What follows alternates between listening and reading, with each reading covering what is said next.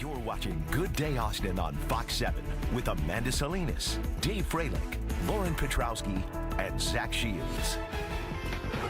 Okay, Dr. Shawn Talbott joins us this morning to break some new ground that we have two brains in our bodies. That's right, and that two was brains. news to me. I know you're making jokes about guys without one. I don't know. Yeah, how we all mine know one. that person that doesn't even have one brain in, their body, right? Yeah. So this one it's very important as well. It is, and so you know that idea of two brains. What this brain in your head is sensing sometimes is set off by this second brain that we call the gut. Yeah. And it's partly the bacteria. It's partly keeping a good gut integrity. And there's lots of things we can do from a dietary standpoint to get those two brains communicating. Yeah, the big takeaway, like you said, this part of your body is controlling some mental health and wellness as you go through your life. It is, and you know, feelings of depression and anxiety and stress, and even your appetite signals can be sensed in this first brain, but those signals are actually coming from the second brain in the gut. Okay, so what are the changes we need to make if you're not eating maybe as well, or maybe you are doing well? Right, so you know, we tell people to cut down on their processed foods, right? Because that doesn't have a lot of fiber, and fiber is the thing that really feeds that second brain in the gut. Okay. So we want to eat a lot of high fiber foods, you know, so this is add some more kale, add some broccoli, add the green leafies, but two that I really like that are high in fiber are oatmeal and black beans. One of the healthiest foods on the planet right there is black beans. And that blew my mind because obviously I know those are good for you.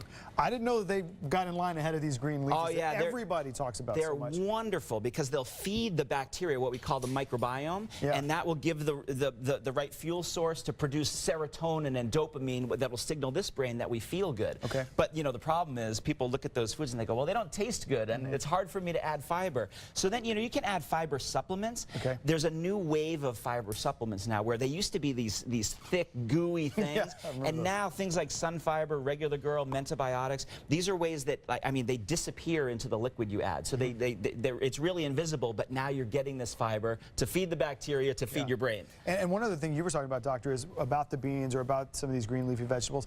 Add them to existing things, even if that's not the absolute best thing you could ever have. Just make that a part of the food you're already eating. Yeah, that's right. You don't have to completely change your whole diet, but if you just start adding in the good stuff, the bacteria are going to change, the signals are going to change, and you're going to start to feel better right away. Okay. What else do we have over here on the next part of it is fermented foods. So, you know, kombucha is really hot right now. Yogurt, kimchi, these can also help to populate your gut with the right bacteria so you get those good signals. So these are wonderful things to choose because you're getting those good probiotic bacteria. We were just talking about kombucha. I was telling you about some of my family members who are really into it now, and I was like, I don't know about that, but that really is a good thing, a good way to start your day. It's one of my favorites because it combines the probiotic, the good bacteria of a kimchi or a yogurt, with the phytonutrients of a green tea, and so you're getting a 2-for-1 if you're doing the kombucha.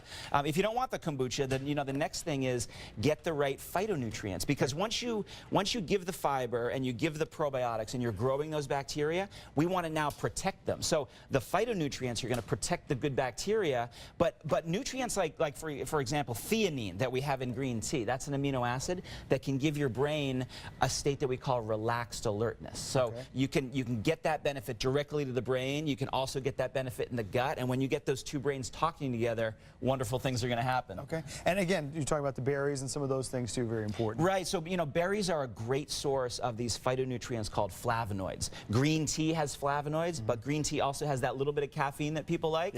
But it also has that theanine. Theanine is an amino acid that we find in green tea that relaxes us but doesn't make us drowsy. So you can get it all together when you're going with green tea. And obviously so many of the foods you've laid out here, great health benefits beyond that as well. There's never a bad reason to start eating these foods. Fantastic. You know, I recommend these kinds of foods to help people with their mental wellness. You know, their mood is going to be better, and their energy and their stress levels, but you also get physical health benefits at the same time. Yeah, and again, make some small changes, start introducing them to your diet and go from there. That's right. All right, Dr.